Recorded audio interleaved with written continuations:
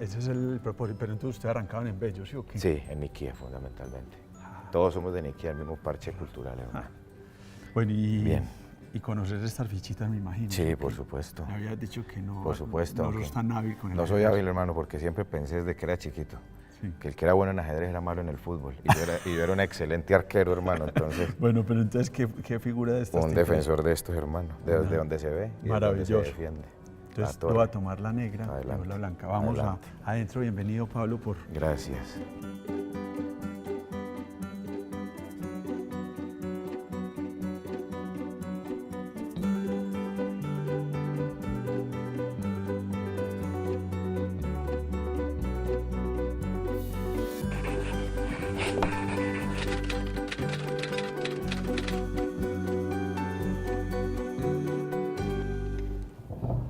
Vámonos aquí.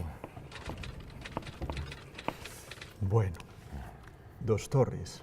Dijiste algo que me pareció muy bonito, y es que, bueno, realmente muy contradictorio para mí en mi juventud.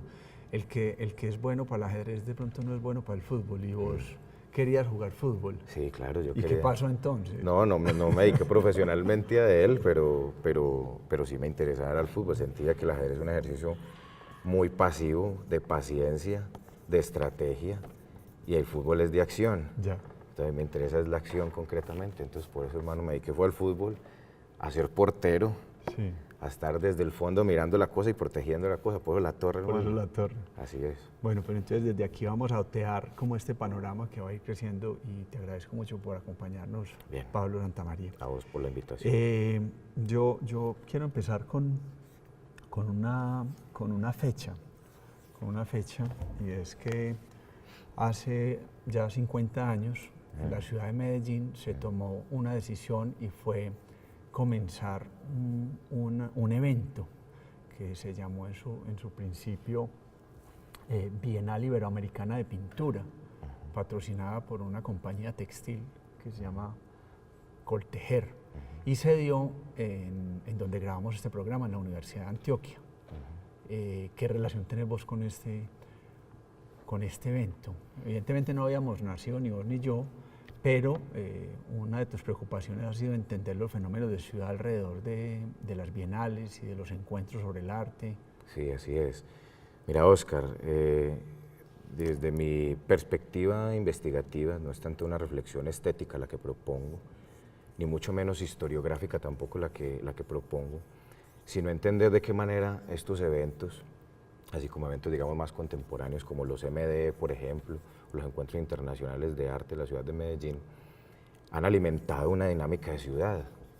Cómo la ciudad se ha venido relacionando con esos espacios, hermano, con esas actividades, ¿cierto? Sí. Digamos que las reflexiones que se plantean acerca de las bienales, del coloquio Arte No Objetual y otra serie de eventos que se dieron aquí en la ciudad de Medellín, han versado mucho desde el campo específico del arte, desde la filosofía del arte, desde la reflexión estética, teórica, etcétera, etcétera, pero poco se ha pensado por los efectos que eso ha tenido, digamos, en la ciudad. Entonces, tal vez la pregunta que yo planteo, y fue una pregunta muy disciplinar desde la antropología, es la relación que el arte tiene con la comunidad, con la vida, ¿cierto? Sí. Con los procesos de base. Es más evidente en los MDE, en los Encuentros Internacionales de Arte. Bueno, devolvámonos entonces un poquito para tratar de entender esto. La Bienal de Coltejer tiene 3 episodios que son 68, Sí, 70 y 72. así es. Después va a pasar un tiempo importante. En 1981 va a llegar una 4ª Bienal, que ya no va a ser de Coltejer, y esto va a estar acompañado del primer coloquio de arte no objetual y arte urbano. Así es. Después, en el 97, vamos a tener el Festival Internacional de Arte Ciudad de Medellín, y solo hasta el 2007, 10 años después, se va a hacer una remembranza a esto, y más especialmente al 81 con el MDE. Bueno, esto es como una línea de tiempo así muy rápida, y bajo ese esquema me estás hablando de cuál es la responsabilidad, o más bien yo diría que la labor del arte en términos de proyección de ciudad. ¿Qué has logrado entender, o cuáles son algunas de las conclusiones de lo que te has encontrado con esto, Pablo? Es más evidente, digamos, en este periodo, sobre todo después del coloquio de arte no objetual, la desmaterialización de la práctica, digamos, artística, es decir, no centrarse tanto en la producción de objetos, sino fundamentalmente de experiencias. Cuando ese salto se da, siento yo que hay un aborde, o sea, se aborda, digámoslo así, la ciudad en términos concretos, generando experiencias educativas, generando experiencias lúdicas, generando intervenciones donde efectivamente el espacio urbano no sea simplemente un espacio de ornamento, sino fundamentalmente de activación, ¿cierto? Usted lo dice muy claramente, en las bienales, fundamentalmente la primera, que era de pintura, pues claro, hermano, era un proceso fundamentalmente de museo, Sí. muy importante desde el punto de vista estético, muy importante desde el punto de vista histórico, de la historia del arte local, ¿cierto? Sí, pero de alguna manera también, Pablo, tenía que ver con el momento histórico al que estaba llegando el arte, porque este año, del cual estamos Cumpliendo en una 50 distancia años. de 50 años, también es el año de una serie de situaciones a nivel global, enmarcados muy bien en esa idea del mayo febril del 68, París, Praga, México tiene su conato, evidentemente en Estados Unidos está todo el tema con Martin Luther King y con ese aborto de una lucha negra, una lucha muy importante que después... Entonces va a haber un fenómeno que va a hacer cambiar también las formas del arte. Sí. Y eso a nosotros, ¿cómo nos llega? Pues nos llega con una universidad pública, que es la Universidad de Antioquia, que está abriendo sus puertas de un campus nuevo y está permitiendo que entre un asunto que claramente tiene unos visos de cultura con A mayúscula frente a una contracultura, que es esa idea que va a rebatir un poco los principios Hay del arte unos moderno. nadaístas orbitando, hay unos festivales de rock que están a puertas de realizarse, el Festival Ancón, Sí. en fin. Yo siento que el 68, por lo menos desde la lectura que vengo haciendo en relación de ciudad con el mundo, el mayo del 68 francés no tiene un coletazo tan fuerte, sobre todo aquí en la ciudad de Medellín. Tanto es así, hermano, que desde el 58 y en el 63, cuando los nadaístas ya empiezan a trabajar, a escribir el manifiesto, por ejemplo, Sí. ¿cierto? Por dicho, nosotros tenemos un 68 hace años ya. Sí. Ese 68 francés sucedió en Francia y digamos que tuvo una repercusión desde el punto de vista teórico, los intelectuales se vincularon, etcétera, etcétera, pero aquí ya existía otro movimiento tal vez muy parroquial, pero de muy buena calidad, ¿cierto? Desde el punto de vista literario, desde el punto de vista de la experimentación plástica, digámoslo así, pero no siento que haya, digamos, una relación directa, por Sí, así decirlo. sí. Bueno, Pablo, vamos a ver unos mensajes y volvemos con un video que nos va a mostrar como una faceta bien interesante tuya. Tu filiación con procesos académicos serios que están sucediendo en la ciudad de Medellín y obviamente en Colombia. Vamos a estos mensajes enseguida. Volvemos.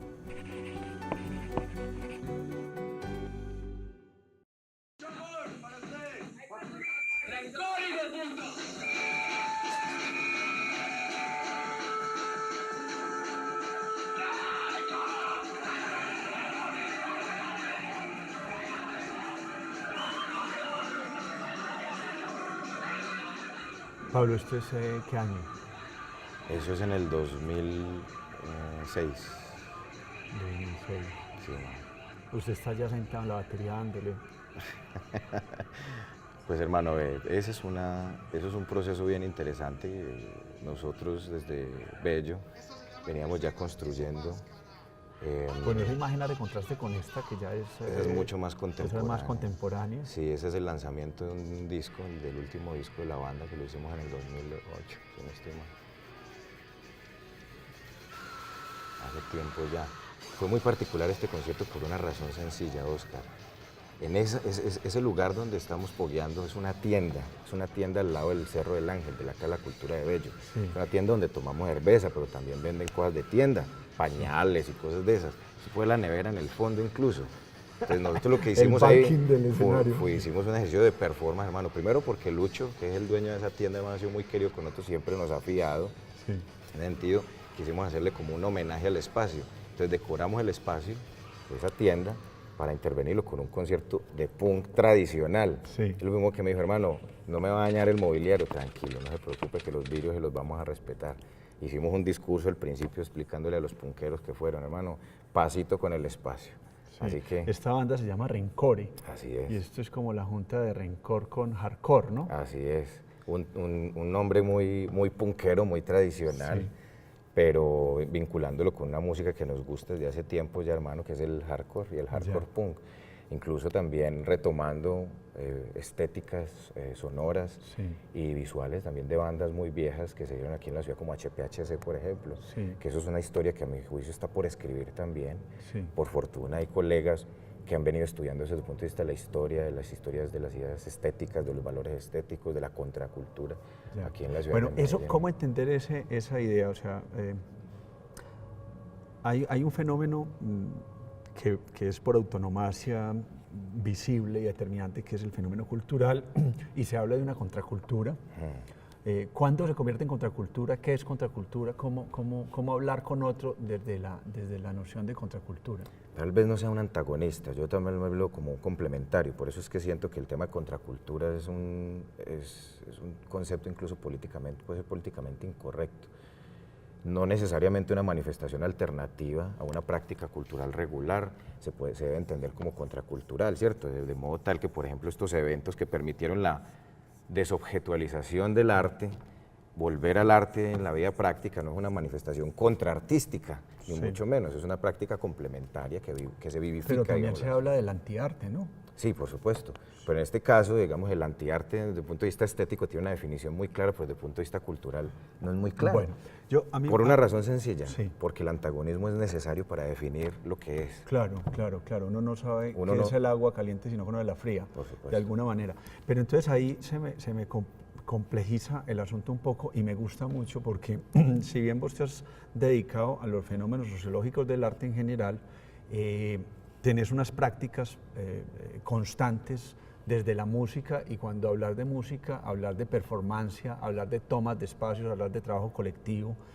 Sí. Y eso me lleva a pensar en el fenómeno que se ha llamado internacionalmente como rock medallo, y el punk medallo y lo que pasó en los 80s, obviamente cómo matizó eso la producción cinematográfica, Rodrigo de No Futuro, y cómo la música ha sido realmente muy importante en el desarrollo social y económico de esta ciudad, al punto que hoy parece ser que Medellín es, pilas con lo que le voy a decir que no es contracultura, es la capital mundial del reggaetón. O sea, no es fortuito que tengamos un desarrollo como lo fue Codiscos, como, bueno, ¿cómo ves desde allá, desde tu panorama, la sociedad llevada a ritmo de tambores, desde Ancón hasta fenómenos como Lucho Bermúdez en los clubes tocando sus músicas? Esto hay que plantearlo, a mi juicio, desde dos perspectivas. Una, desde la experiencia vital, y otra desde la reflexión académica. Desde la experiencia vital, que pues me ha correspondido por ser un muchacho de periferia, por ser un muchacho de barrio, de Niquía Bello, hermano, juntándome con punqueros, con compañeros que leían a nadaístas, compañeros que leían anarquistas, compañeros que leían a comunistas, etcétera, etcétera. Anarquistas. Anarquistas, digamos, en el sentido teórico, Óscar. Sí, está muy bien. No me perfile.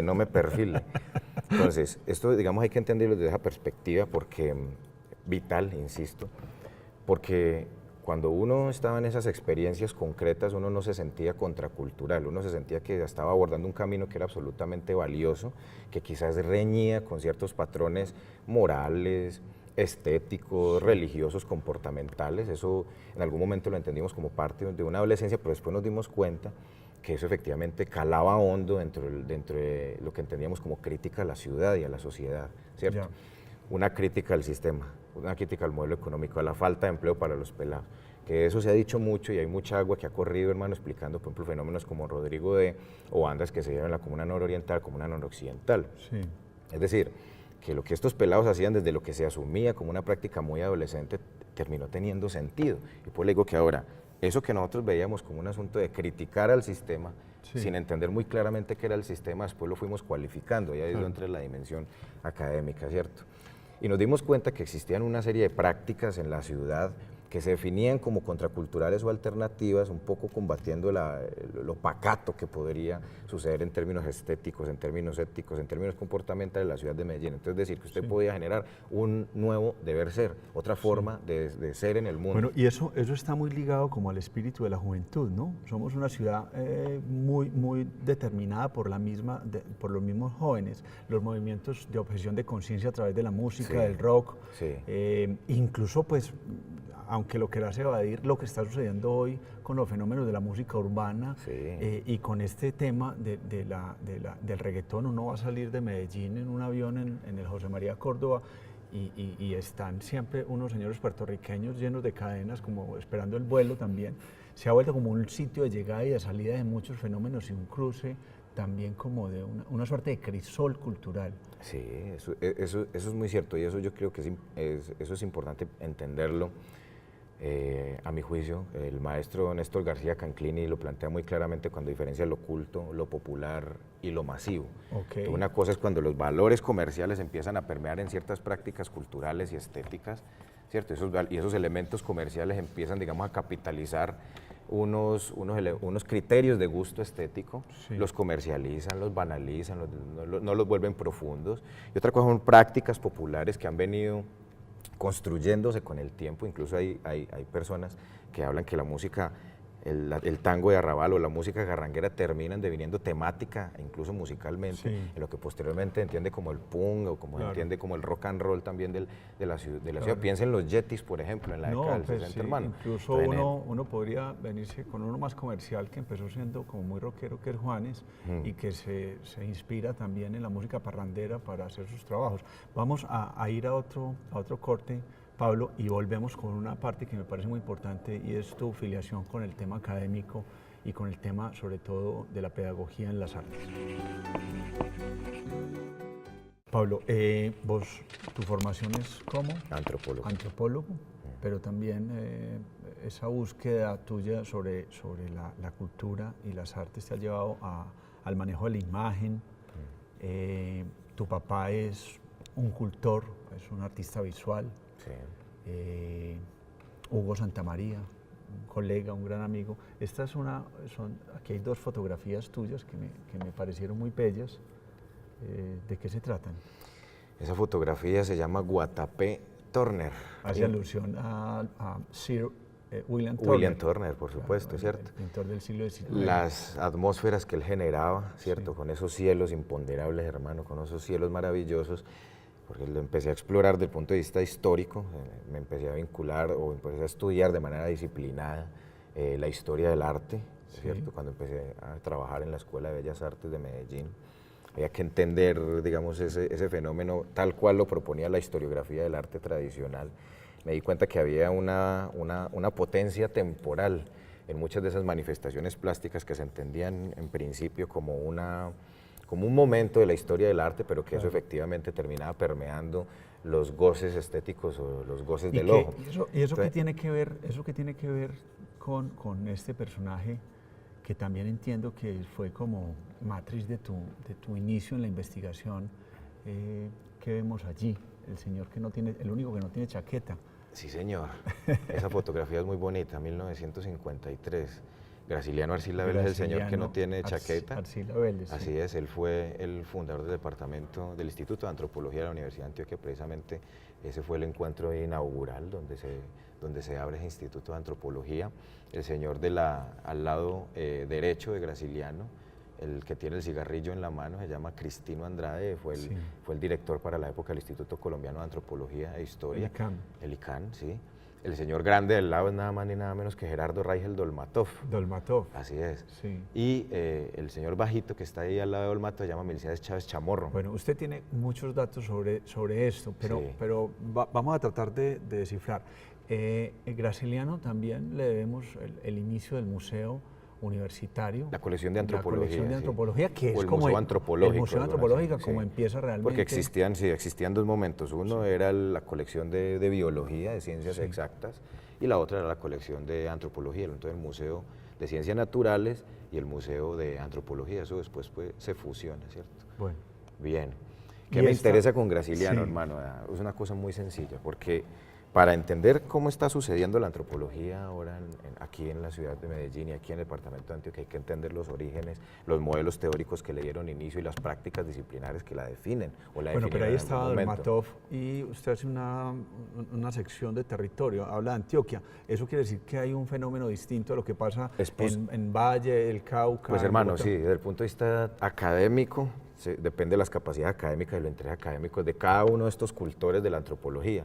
Todos se forman en Bogotá y se van para cada uno de sus territorios, se van para la costa, se van para el sur del país, se vienen para acá y dependiendo del perfil teórico, de las prácticas metodológicas y de los intereses temáticos van generando diferencias también en estilos, en formas, en maneras de hacer antropología, Sí. ¿cierto? En ese sentido, el trabajo de Graciliano es muy sui generis, él era muy disciplinado, digamos, desde el punto de vista metodológico, era muy sistemático, tanto es así que todas estas fotografías hacen parte de un archivo muy bien organizado, donde el hombre dividía por región, dividía por temas, dividía por ¿Cuál fue? por Yo, contextos. en lo poco que conozco, sé que un poco el gran como aporte que hace Graciliano Alsina a la antropología moderna es el hecho de entregarle la voz realmente a estos personajes con los que él convive, con los que él habita, si se quiere. Por eso te decía ahora, Oscar, en el sur del valle, en el sur del país, en Popayán, en el Valle del Cauca, la antropología tiene un compromiso político con las comunidades indígenas serio. Sí. En Antioquia no funcionaba tanto así. La manera en que se le daba la voz al indígena a través de investigaciones concretas en antropometría, por ejemplo, o en algunas etnografías concretas con el tema de la vivienda, con el tema de los patrones estéticos, de los patrones decorativos, de las prácticas organizacionales, de la jerarquización social, etc. Claro. Mientras en el sur del país el tema sí era indigenismo puro. Tal vez aquí no era, digamos, un indigenismo como lo concebimos Quizá políticamente, porque el cantón, de resistencia. el cantón social allá seguía siendo como hoy también, Por pues supuesto. Manuel Quintín Lame, Por supuesto. y de ahí para atrás. Por supuesto. Pablo, uno quisiera que esto durara más y se va muy rápido el tiempo, tener muchos frentes. Yo quisiera como simplemente preguntarte sobre el hoy, ¿qué estás haciendo hoy? Contanos eso para... Dándole continuidad a este rayón inicial, Sí. estoy interesado en hacer una lectura sobre los festivales de arte. En principio es aquí en la ciudad de Medellín, Encuentro Internacional de Artes del 2007 hasta el 2015, relacionándolo un poco con... Esto tiene dos versiones más, entonces son el 2011 y el 2015. Sí. Entendiendo la manera precisamente en que el arte se relaciona con la vida social en la ciudad de Medellín, particularmente desde la educación. Por eso estoy centrando en este momento una investigación en el M11, que tenía como tema fundamental la educación, concretamente, ¿cierto? Entonces la manera en que desde el arte se educa para el arte también, o el arte como una estrategia o como un camino, digámoslo así, pedagógico para la definición de un tipo de ciudadano, entonces eso hay que vincularlo también con la política pública, etcétera, etcétera. Entonces, en ese sentido, estoy queriendo darle continuidad a esto que en principio son lecturas. Eso es un estudio doctoral, ¿no? Sí, yo empecé adelantando más bien estudios doctorales en Brasil. Me relacioné con una serie de investigadores que están pensando festivales de arte en América Latina. ¿Y cuántos años tenés vos, Pablo? Yo tengo 34 años. Bueno, felicitaciones. ¿Por qué? No, porque en este programa lo que tratamos de ver es en personajes como vos que están haciendo un trabajo encomiable y que no espera mayor satisfacción sino la propia y la de los cercanos, ver un trabajo ejemplar. Yo estoy muy agradecido contigo de habernos acompañado a este programa. Muchas gracias por la invitación. Y como dice el título, quedamos en tablas, eso quiere decir que es una invitación para una nueva partida. Ojalá, muchas gracias. Gracias a vos.